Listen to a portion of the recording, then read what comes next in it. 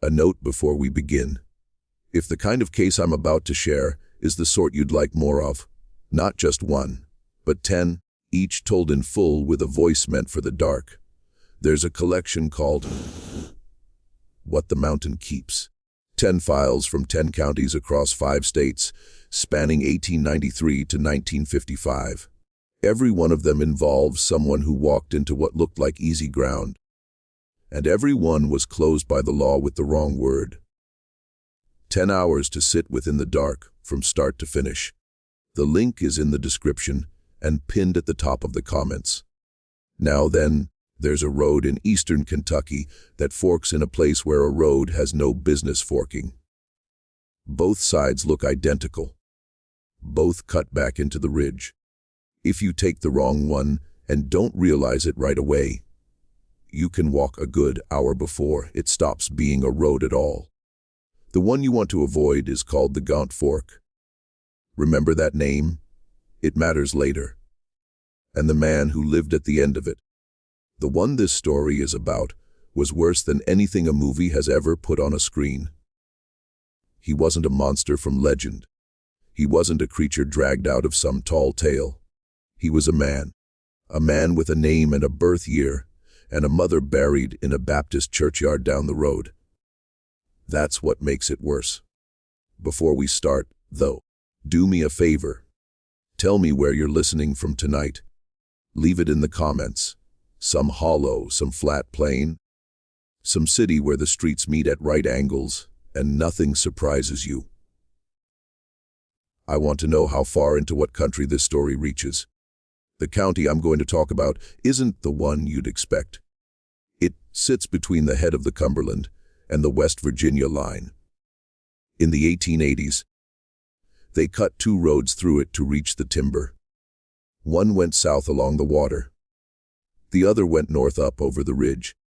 That's the one people called the county road. That's the one on the maps. The other one, the one that broke off 3 miles past the last farm on the left side going up. That one was never on any map I ever saw.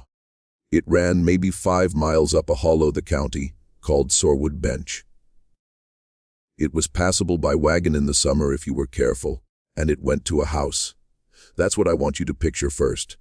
Not a horror, not a shape in the trees. A house. A small, mean house, built into the side of the hill, half dug into the earth, roofed with slate the man had cut himself. Its windows facing the direction the road came from, its door on the uphill side. The man who lived in it was named Rundle. He was 52 years old in October of 1927, born in the county, never left it. His mother was a Rundle. His father was a Rundle. His 2 grandfathers were near enough the same man twice over. The Rundles had been marrying inside the hollow for the better part of 100 years. And by the time he came along, there were only 2 of them left in the county who used the name. He was tall for the region, 6 foot exactly, thin as a fence post, face long, hair the color of iron, hands so large they didn't fit his wrists. He wore the same brown wool coat for 19 years straight, according to a man who saw him twice at 10 years' distance and recognized the coat before the man. He came down out of Sourwood Bench about once a year. Once a year to a store at the head of the county road, where he traded pelts and honey for salt, coffee, black powder, and matches. He did not speak. He wrote what he needed on a slip of paper and handed it across the counter and paid in coin. The storekeeper knew his name from the coin. He had asked once in the year 1912, and Rundle had written it out for him, and after that it was on a paper card the storekeeper kept in a drawer in case he ever had to explain to anybody who the tall man was. He never did have to explain. Not to anybody who came asking with authority, because nobody ever came asking, which is where Delford Cleve enters this story. Delford Cleve was a timber cruiser. He was 41, from Louisville, married with no children of his own, and he had been working for a lumber company out of Cincinnati for the better part of a decade. His job, if you don't know the term, was to walk stands of timber and estimate the board feet in them, so the company could decide what to buy and what to leave alone. He carried a compass, a Biltmore stick, a small pocket ledger, and a rifle he had never once fired at anything living. In the second week of October 1927, he was sent to Sourwood Bench. The lumber company had bought cutting rights on a ridge above it and wanted an estimate before they moved the mill camp in. Cleve took the train down to the town, at the head of the county road on a Sunday evening. He took a room in a boarding house run by a widow named Verley Corass. He ate a supper of ham and cornbread in a room with a single oil lamp, and he asked Mrs. Corass over the second cup of coffee about the road up to Sourwood Bench. She stopped what she was doing, held the coffee pot in one hand, looked at him for a moment, as if trying to figure out whether he was serious.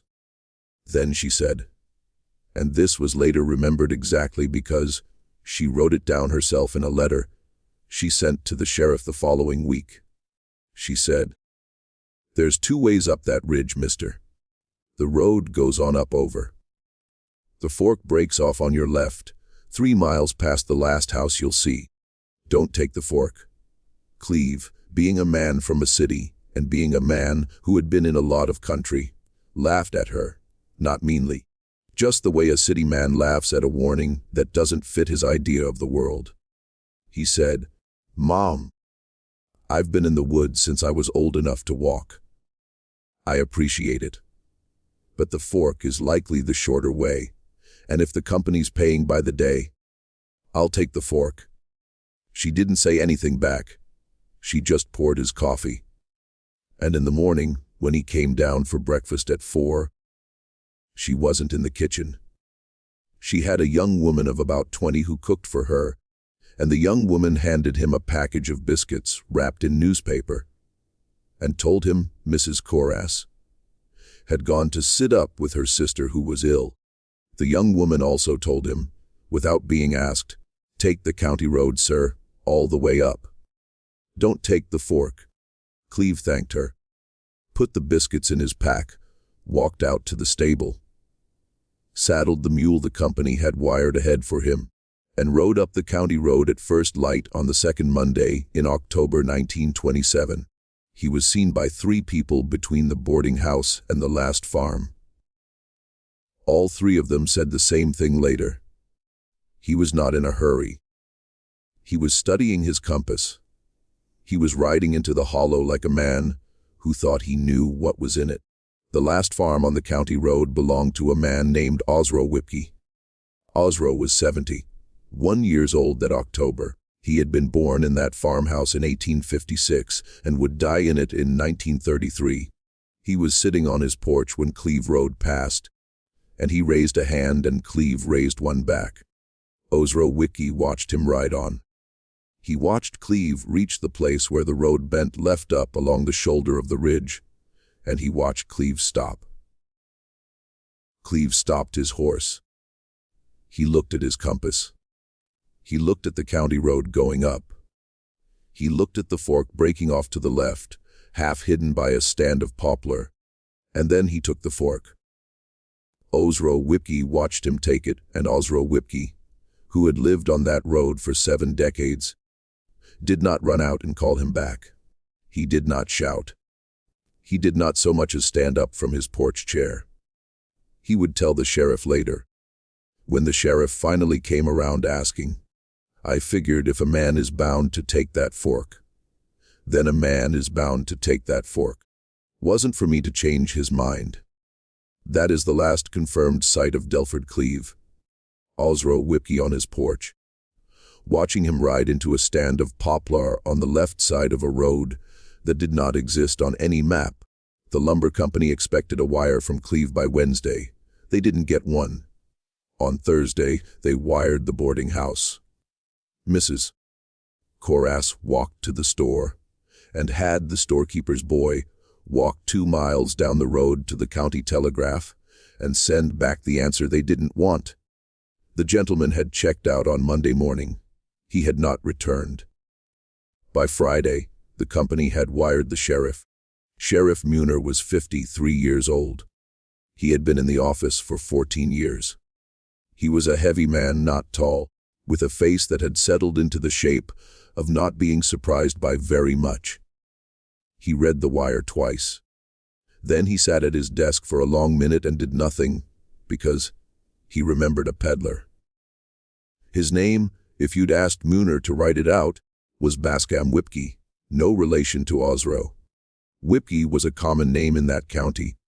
Bascom had been an itinerant peddler, coming through with a wagon of tinware and cloth about twice a year, and he had ridden up the county road toward Sourwood Bench in the summer of 1908 and had not come back. His wagon had been found empty at the head of the fork. His mule had wandered down on its own 2 weeks later, half-starved and missing a shoe. Muner had been a deputy then. He had ridden up with the old sheriff. They had walked the fork about half a mile. Then the old sheriff had stopped and looked at the trees and said, "Bascom Whipkey got himself lost. That's what we're going to write, and you and me are going to go home." The old sheriff had died in 1913. Muner had inherited the office and the drawer of open cases. Bascom Whipkey was in that drawer. So was a preacher named Osius Van, an itinerant who had ridden through in the summer of 1919 on the way to a camp meeting the next county over. Van had asked the storekeeper for the shortest way and had been sent. The storekeeper had insisted. The storekeeper always insisted on the county road. Van had not come back either. His horse had been found tied at the bottom of the fork 3 days later. No one had gone up. Now Muner sat with the wire in his hand about a Louisville timber cruiser named Delford Cleve. He knew where Cleve was. He had known for 18 years in some part of his brain. He didn't like to open. He rode out to Sourwood Bench on the Saturday. He took one deputy, a man named Rafe Cold Iron. Cold Iron was 24, new to the office, and he had grown up on a farm at the mouth of a different hollow 10 miles east. He had heard at some point in his life about the Gaunt Fork. Everyone in that county had heard about it. Nobody could ever tell you exactly what they'd heard. They rode past Osro Whipkey's farm at mid-morning. Osro was on the porch, same as before. Muner reined up in the dooryard and asked him if he had seen the Louisville man. Osro said, "Rode past Monday. Took the fork." Muner said, "You watched him take it?" Osro said, "I did." Muner said, "And you didn't call out to him?" Osro looked at him. Not with shame exactly. Not without shame either. He said, "Sheriff, there's a way of things up here. I don't reckon I'll teach it to you at 71, and I don't reckon you'll teach it to me." That man took the fork on his own compass. That's what I'll say if anybody makes me swear. Muner tipped his hat and rode on. They came to the fork at just past noon. The mule was there. Cleve's horse was tied to a rail at the bottom of the fork, a rail that neither Muner nor Cold Iron could remember having ever been built. A single length of poplar notched into 2 forks driven into the ground. It looked new. It looked as if someone had put it there recently for the express purpose of taking horses off travelers. The mule had not been fed. Her water bucket was empty. She had drunk at some point from a puddle at the foot of a rock. She had not been beaten. She had not been ridden further up. Somebody had simply taken her up to the rail, tied her, and left her. Cold Iron said, in a voice that was already smaller than the voice he had come out with, "Sheriff, somebody wanted us to find the horse." Muner looked at him. He said, "Somebody wanted us to know the man went up on foot." Cold Iron did not answer that. They untied the mule, and Cold Iron led her back down about 100 yards to a place where she could reach grass. Then they came back to the fork, and Muner stood at the mouth of it for a long time and looked up. The fork was narrow, overgrown along the shoulders. But under the overgrowth, The road was firm, packed dirt over gravel, over what looked like older stones laid down maybe 70 years back. Somebody had built this road once. Somebody had kept it up. And somebody was still walking it, because in the mud at the mouth of it, Muir found one boot print, one, facing down toward the county road. As if a man had come to the mouth of the fork and stood there and then turned around and walked back up the way he had come. Cold Iron saw it too. He said, "That ain't Cleves." Muir said, "No, son, it ain't." They followed the fork on foot. Muir told Cold Iron to stay behind him 10 paces. The road climbed not steeply. That was the thing that unsettled Muir first. The road wasn't a hard climb. Wasn't a bad road. Wasn't the kind of thing a city man would think twice about taking. It was easier than the county road. If you took it, you'd think for a good long while that you had made the right choice. They walked for maybe a mile. The trees closed in. At about the mile mark, Muir saw the first thing that shouldn't have been there. A wagon wheel. Just the wheel. Iron rim oak spokes, hub the size of a man's fist, leaning against a beech tree 10 feet off the road. No wagon, no axle, no debris. Just the wheel placed carefully, as if it had been set aside for a reason. Cold Iron said, "That's Bascom Whippy's wheel." Muir said, "You don't know that." Cold Iron said, "Sheriff, nobody drives a wagon on this road. That's a wagon wheel from a peddler's wagon, and it sat there against that tree like somebody wanted it seen." Muir did not answer him.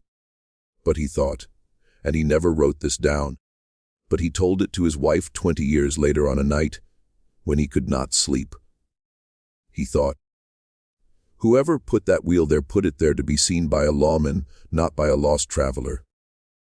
By a lawman, as if to say, "I know you. I know why you're here, and I want you to know I remember him." They walked on. At a mile and a half, Muir saw the second thing. A boot. Left foot, adult size 10, well worn, laces still in it. Placed upright on a stump beside the road. Cold Iron did not identify this one out loud. He looked at it for a long time. Then he looked at Muir. Muir said quietly, "Keep walking." At a mile and 3/4, the smell began. I want to be careful with this part. I'm not going to describe it. You know the smell.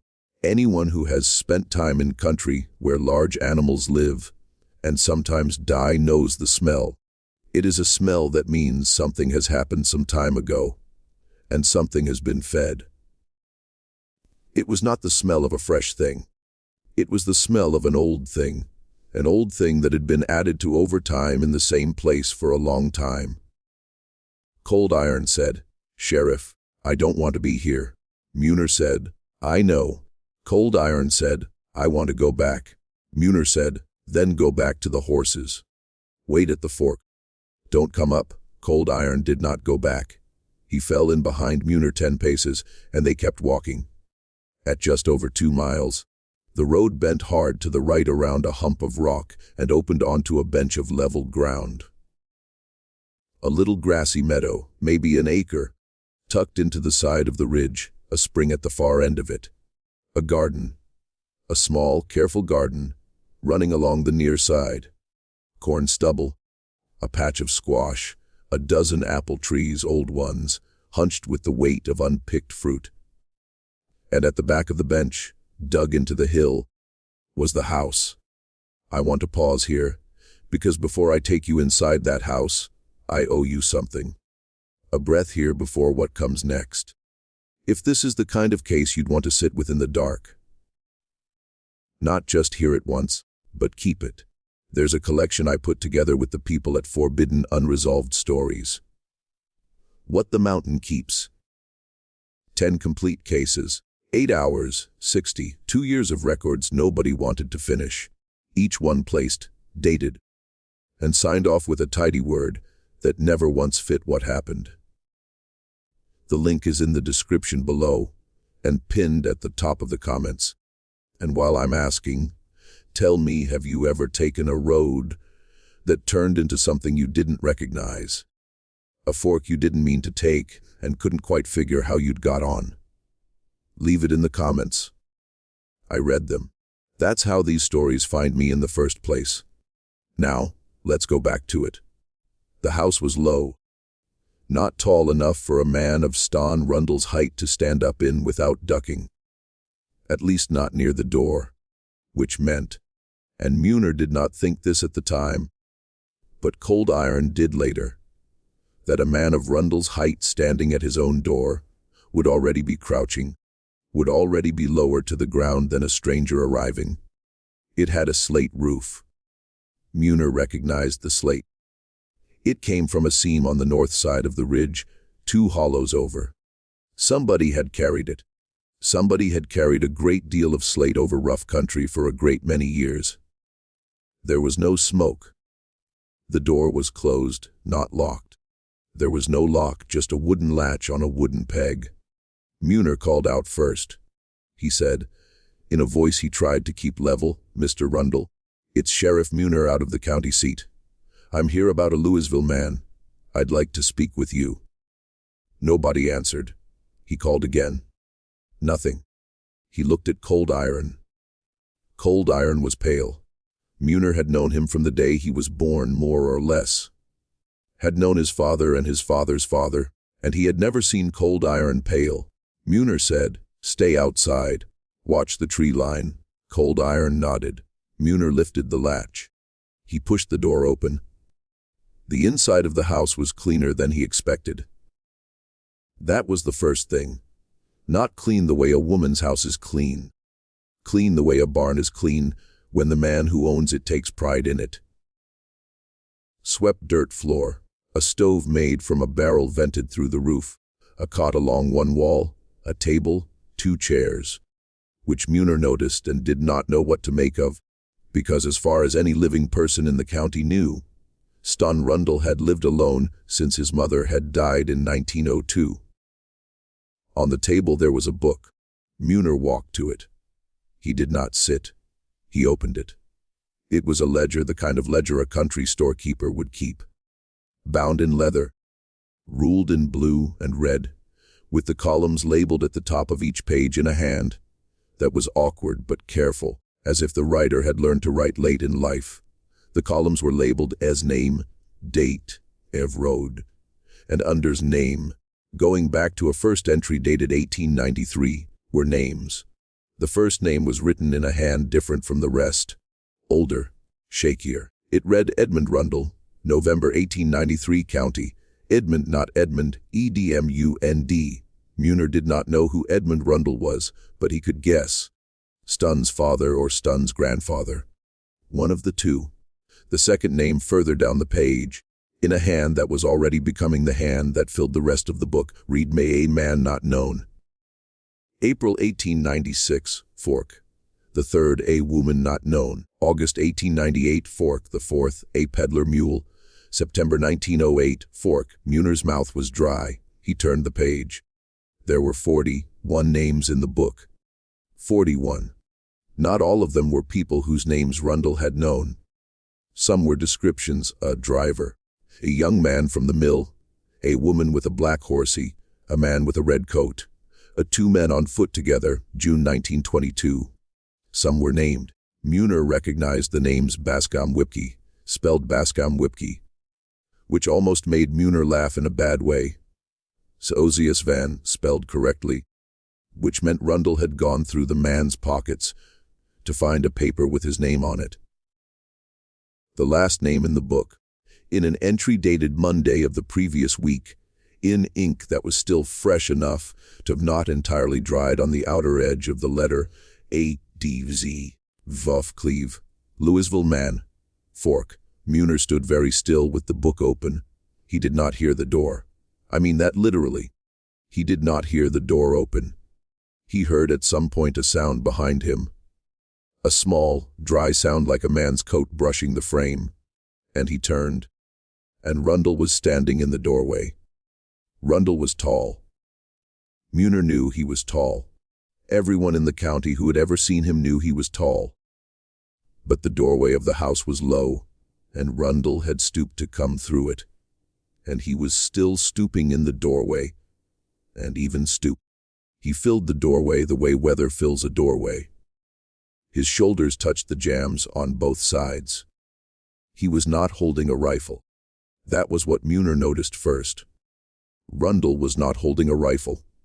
Rundle was not holding an axe. Rundle was holding nothing at all in either hand. His hands were at his sides. They were, as I mentioned earlier, very large. He was looking at Muner. Not angry, not surprised, not afraid. He was looking at Muner the way a man looks at another man who has come into his kitchen without knocking. Muner said, "Mr. Rundle." Rundle nodded. Very slightly. Muner said, "I read your book." Rundle looked past him at the book on the table. He looked at it for a long moment, as if to confirm that yes, that was the book Muner had read. Then he looked at Muner again and he spoke. His voice was quieter than Muner expected. Not soft, not gentle, quiet, precise. The voice of a man who had not used his voice very often for many years and had grown careful about wasting it. He said, "The county road goes on up over. The fork comes to me." Muner said, "Yes." Rundle said, "I did not put the fork there. It was there before I was born. It was there before my father was born. My grandfather cut the last mile of it, and my father widened it, and I have kept it up. But I did not put it there." Muner said, "I understand." Rundle said, "People come up it." Muner said, "Yes." Rundle said, "They come up it because they think it is the road. It is not the road. The road goes on up over. Anybody in the county can tell them the road goes on up over. If they take the fork, that is because nobody told them, or because they did not listen." Muner said, "The man in your book from Monday, Delford Cleve." Rundle waited. Muner said, "Mrs. Coras told him." Rundle nodded once, very slowly. He said, "Then he did not listen." Muner did not raise his voice. He said, "Mr. Rundle, you are going to tell me what you did with him." Rundle did not answer immediately. He turned his head very slightly to the left, looked past Muner again, through him, almost, at the wall behind him, where a shelf ran the length of the house, at about shoulder height. Muner followed his gaze. The shelf was full of things. I want to be careful again. I am not going to describe everything on that shelf. I don't need to. You can imagine better than I can tell it what things would be on a shelf in the house of a man who had entered 40. One people into a ledger over the course of his lifetime. There were personal effects. A wedding band dark with tarnish, a pair of eyeglasses in a bent silver frame, a fountain pen, a small leather wallet, unopened, a Bible with a name written inside the front cover. Muner did not go check the name, but he could see from where he stood that it was a small Bible, the kind a preacher would carry in a coat pocket, and it was the kind of Bible Osius Van had been known to carry. There was a Biltmore stick, a timber cruiser's Biltmore stick, leaning against the wall at the end of the shelf. Muner looked at it. He looked back at Rundle. Rundle said, without any change in his voice at all, "I keep what they leave. I do not take what they carry. I do not take what they wear. I only keep what they leave. That is the arrangement." Muner said, "The arrangement with who?" Rundle said, "With whoever comes up the fork." He said it as if it were obvious. He said it as if any grown man ought to understand. Then he said, and this is the part Muner wrote down that night in his own hand on a piece of paper he kept for the rest of his life in the inside pocket of his coat. He said, "I do not come down. That is the other side of the arrangement. I do not come down out of Sourwood Bench. Not to your county seat, not to your church, not to your store, not for the mail, not for anything. My mother is buried down there. I did not come down for her funeral. I did not come down for her stone. I have not come down since I was 19 years old. I did not come down for the Louisville man. He came up. That is how it works. I do not go to them. They come to me. And if you take me down, sheriff, and put me in your jail, then the arrangement is broken. And if the arrangement is broken—" He paused. He looked at Muner very carefully. He said, "Then somebody else will keep it, and you will not know who, and you will not know where, and the fork will still be there, and the road will still go on up over, and nobody will tell them." Muner did not answer. Rundle said, "I have not touched a Christian man in my life, sheriff. Not with my hand. I only kept the book. Whatever else you found in that ledger, or in what I keep, is between them and the fork, not between them and me." Muner stood very still. The book was still open on the table beside him. The Biltmore stick was still leaning against the wall. Outside, very faintly, he could hear Cold Iron's boots shifting in the grass. "Here is what happened next. I want you to understand. And I have thought about this for the length of time it has taken me to prepare this account, which is a good long while. I want you to understand that what happened next was not what should have happened. What should have happened is that Sheriff Alger Muner should have arrested Rundle. He should have brought him down the fork at gunpoint. He should have put him in a wagon and taken him to the county seat.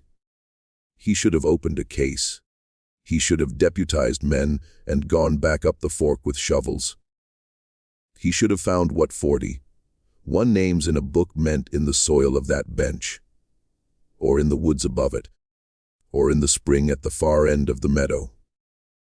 He should have written a report. He should have wired the Louisville Lumber Company. He should have wired the peddler's widow, if she was still living. He should have preached the truth of it from the courthouse steps, if he had to. That is what should have happened. What did happen is this. Muner took the book. He took the Biltmore stick. He took the wedding band, and the fountain pen, and the small pocket Bible with Ozias Van's name in it, and he put them in a canvas sack he had brought up for evidence. He did not touch Rundle. He walked to the door.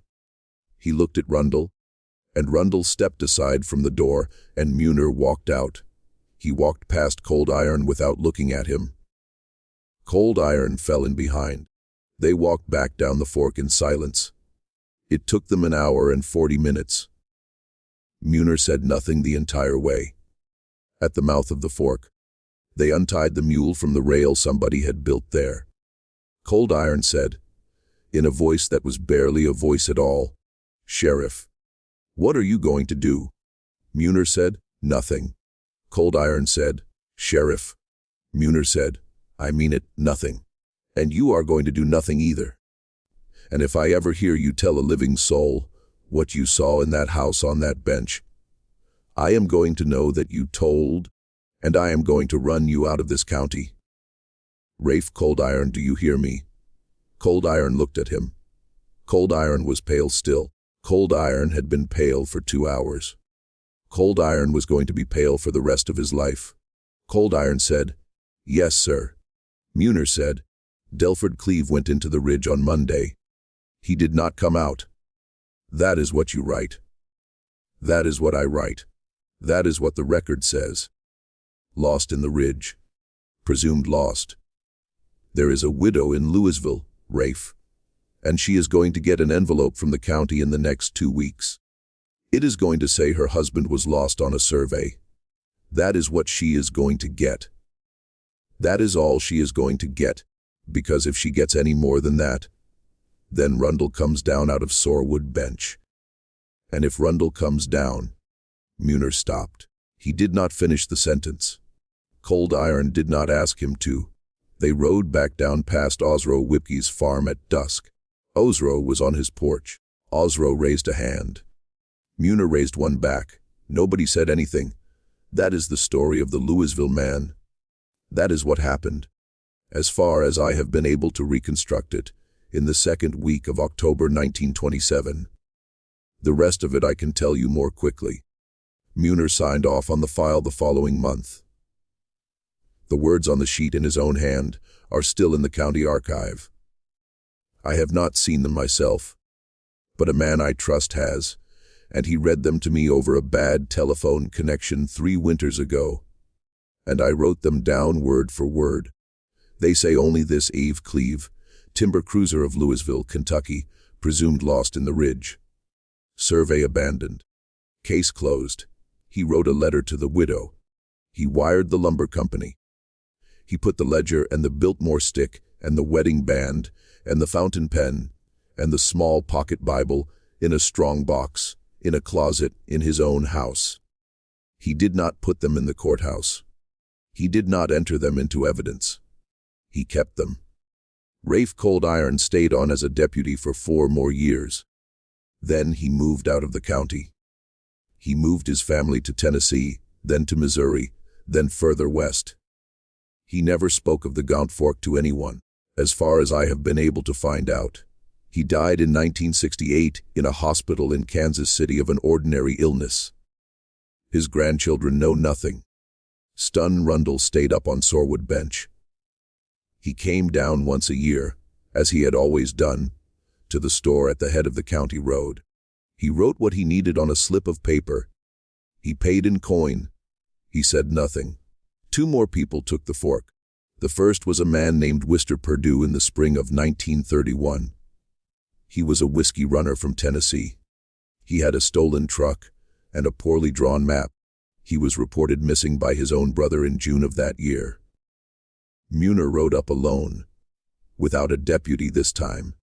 He came back down with the truck, which he drove to the county impound. He did not go up the fork.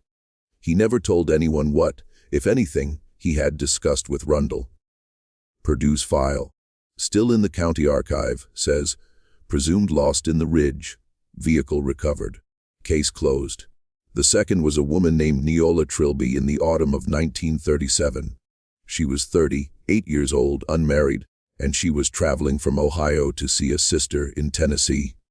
She had a Ford Roadster and a road atlas that showed the county road, but not the fork. She stopped at Verley Corras's boarding house.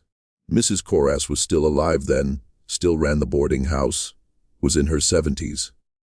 Mrs. Corras told her explicitly, plainly twice, do not take the fork. Miss Trilby thanked her. She was a courteous woman, according to Mrs. Corras. In the morning, she drove out. She was seen by a farmer at the last farm.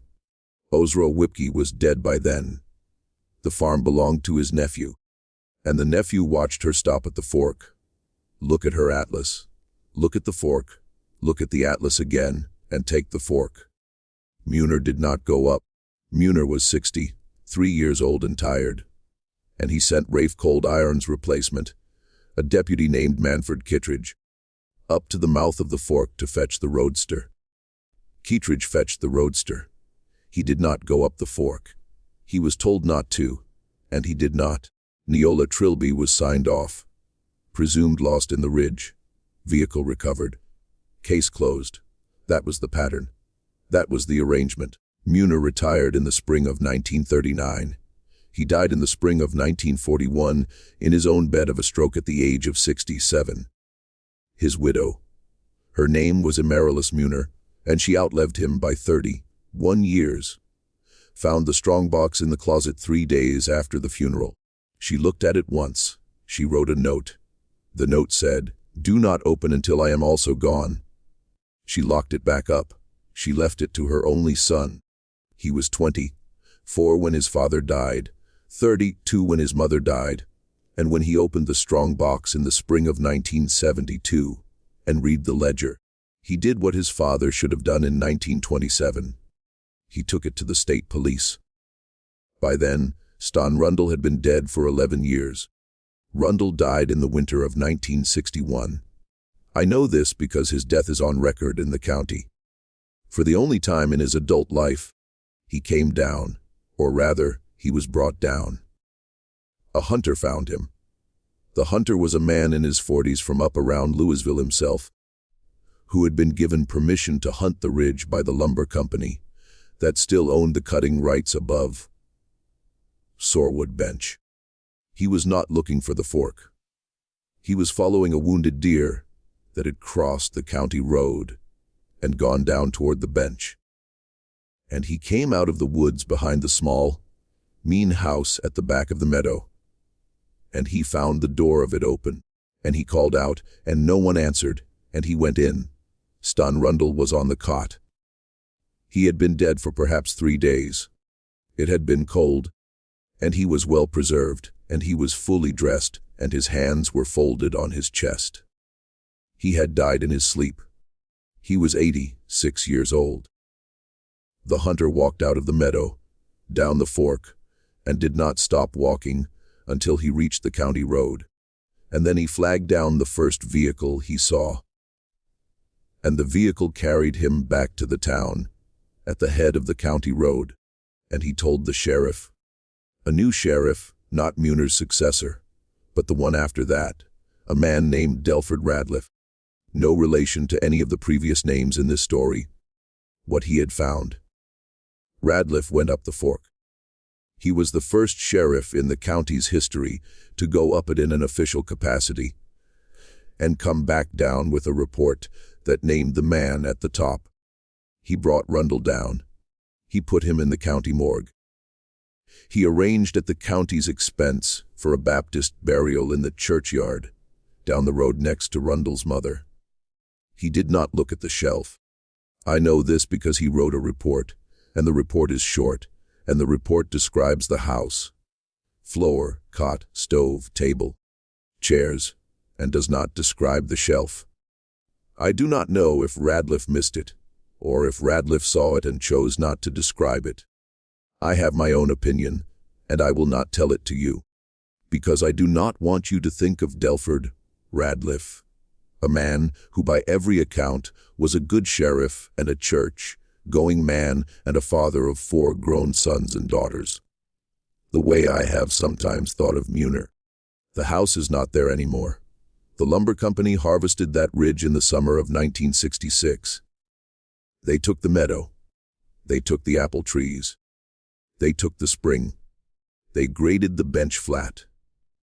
There is now a logging road that runs across the top of it, which is not the same road as the fork, which comes in from a different direction. There is nothing at Sourwood Bench today that a visitor would notice. The fork is still there. The fork is still there. I want you to hear that twice. The fork is not on the state road maps. It is not on the county road maps. It is not on any GPS or satellite map I have been able to check. But it is there. If you drive up the county road that runs between the head of the Cumberland and the West Virginia line, and I am not going to tell you which one, and I am not going to tell you where, you will pass a place 3 miles above the last farm where the road bends left along the shoulder of a ridge. If you look sharp on your left side in the bend, you will see a stand of poplar. Old poplar, older than they should be for that country. And behind the poplar, if you stop your car and get out and walk over to it, you will see a road. It is passable on foot. I'm not going to tell you not to take it. I'm not Verley Koras. I am not Osro Whipke on his porch. I am not Muner, 63 years old and tired, sending a deputy up to fetch a roadster. I am a man telling you a story on the internet at whatever hour of whatever night you happen to be listening. And if you take that fork after hearing this, that is on you. But I will tell you this Rundle is buried in a Baptist churchyard down the road. His stone is small and gray and does not say anything except his name and the years of his birth and death. There is nobody left alive who visits it. His mother's stone next to his has been cracked by frost and never replaced. The ledger is in a box in a state police archive in Frankfurt. There are 41 names in it. 31 of them have never been matched to any missing persons report. This is because most of them are not names. They are descriptions. The Biltmore stick, the wedding band, the fountain pen, and the small pocket Bible are in the same box. The wedding band has been matched. It belonged to a man named Coleman Ashby of Ohio, who disappeared while traveling to a coal purchasing meeting in 1924. His widow lived until 1959. She was never told. The fountain pen has not been matched. The Bible has been matched. Ozias Van. His name is inside the cover. His congregation dissolved when he did not come back. His widow remarried a man in Alabama. Nobody in his family, that anyone has been able to reach, was ever told what became of him. I have thought a great deal about the arrangement. I have thought about what Rundle told Muir in the door of the house. I have thought about the phrase, "Somebody else will keep it, and you will not know who, and you will not know where." I do not know if that was true. I do not know if Rundle was the only man in that ridge, in 1893 or in 1927 or in 1961, who kept a book. I do not know how his grandfather learned the arrangement.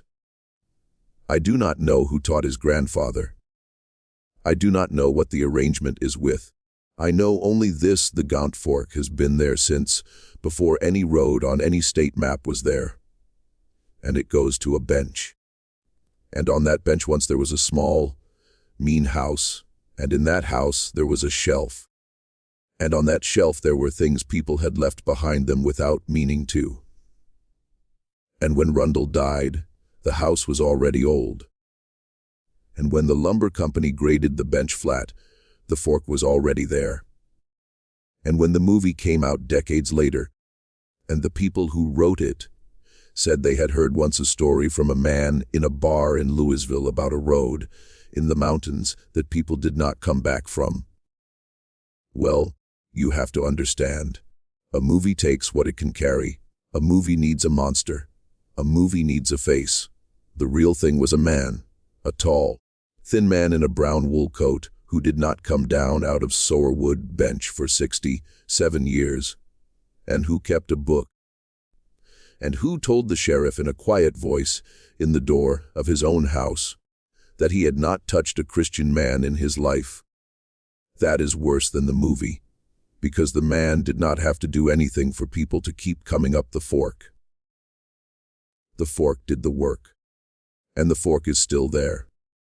And you, if you have ever been on a road on a night, and you looked at your map, and you looked at the road going up, and you looked at the fork breaking off to the left, and you took the fork, I want you to leave it in the comments. Not the horror story you're expecting. Not the punchline. Just the road where it was. What time of year, whether you turned back or drove through, and what it looked like when the pavement went to gravel, and the gravel went to dirt. I read them. That is how these stories find me. If you have made it this far into the dark with me, and you are the kind of listener I think you are, then let me remind you one last time what the mountain keeps. 10 cases, 10 hours, 60, 2 years of records nobody wanted to finish, 5 states. Every one of them signed off with the wrong word. The link is in the description below. It is pinned at the top of the comments. If you take one thing from this account, take that. Because there are 9 more, and every one of them is a road somebody took the wrong way up. Sleep well tonight if you can. Until the next one.